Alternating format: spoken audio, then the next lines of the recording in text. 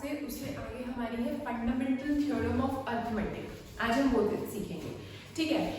But इस theorem को समझने से पहले, इस थ्योरम का हमने स्टेटमेंट ही समझना है सिर्फ। तो इस थ्योरम के स्टेटमेंट को समझने से पहले हमको पता होना चाहिए कि प्राइम नंबर क्या है और कॉम्पोजिट नंबर क्या है, ठीक है। अब प्राइम नंबर और कॉम्पोजिट नंबर हम बहुत टाइम से पढ़ते आ रहे हैं, तो काफ़ी आइडिया है हमको प्राइम नंबर और कॉम्पोजिट नंबर के बारे में। प्राइम नंबर अगर बहुत ही सिंपल वर्ड्स में समझें, देखो अगर बुकिश लैंग्वेज देखोगे, बुकिश लैंग्वेज में ये होता है, बुकिश लैंग्वेज देखो तो हम ऐसे बोलते हैं कि जो प्राइम नंबर्स होते हैं उनका अपने और 1 के अलावा कोई और फैक्टर नहीं होता है ना। जैसे कि फॉर एग्जांपल मैंने एक नंबर 5 ले लिया, तो 5 एक प्राइम नंबर है। क्यों है? क्योंकि इसके फैक्टर्स क्या हैं? इसके फैक्टर्स है 1 या फिर 5। इसके अलावा और कोई फैक्टर है 5 का? नहीं है। तो बुक्स में क्या लिखा होता है प्राइम नंबर की डेफिनेशन कि a number which has only factors 1 and itself is called a prime number, ठीक है।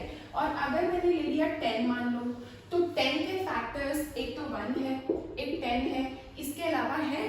हाँ है। कौन से हैं? 2 भी है, 5 भी है। तो this is called a composite number. Why?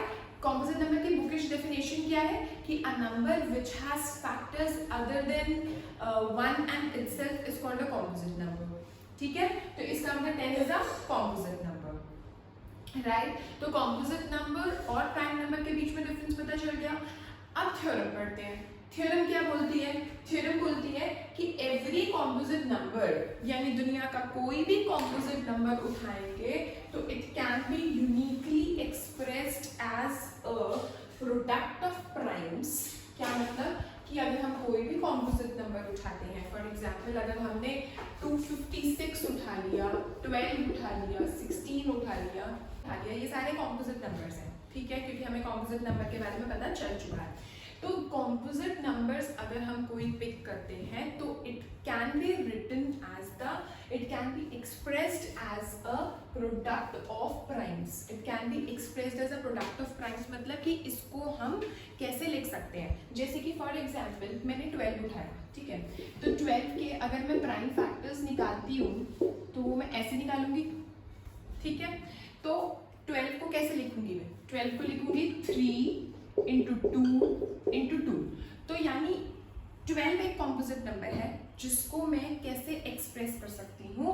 3 into 2 यानी प्राइम्स के प्रोडक्ट की फॉर्म में, ठीक है। मतलब कोई भी कॉम्पोजिट नंबर उठाएंगे उसको हम एक्सप्रेस कर सकते हैं प्रोडक्ट की, प्राइम्स के प्रोडक्ट की फॉर्म में, ठीक है। अभी मैंने यूनिकली वर्ड का यूज नहीं बताया आपको, मैंने इस वर्ड का यूज नहीं बताया। मैंने किस वर्ड का यूज बताया?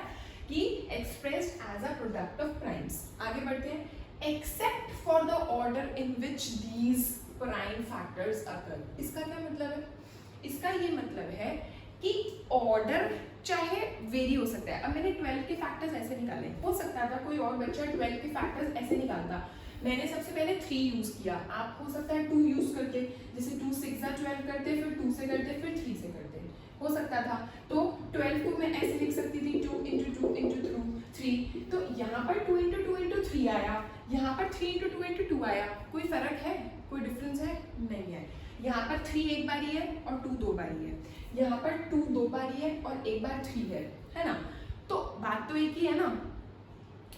तो ये चीज क्या है? Except for the order in which these prime factors occur, कि ऑर्डर मैटर नहीं करता, ऑर्डर कुछ भी हो सकता है।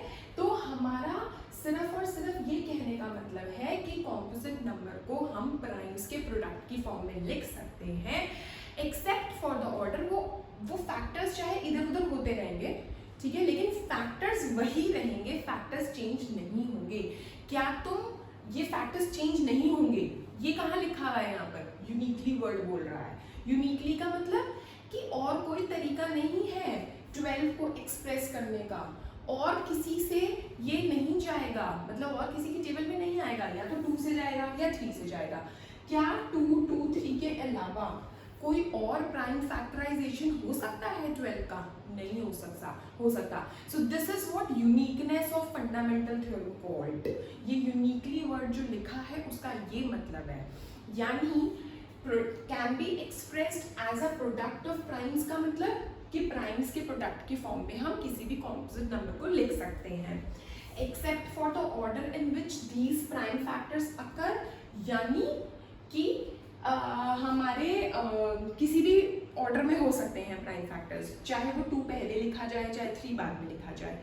और यूनिकली एक्सप्रेस्ड का मतलब कि सिर्फ और सिर्फ यही वाला जो फॉर्मेट है, यही वाले जो फैक्टर्स हैं वही हैं, इसके अलावा और कोई फैक्टर्स नहीं है 12 को एक्सप्रेस करने के लिए।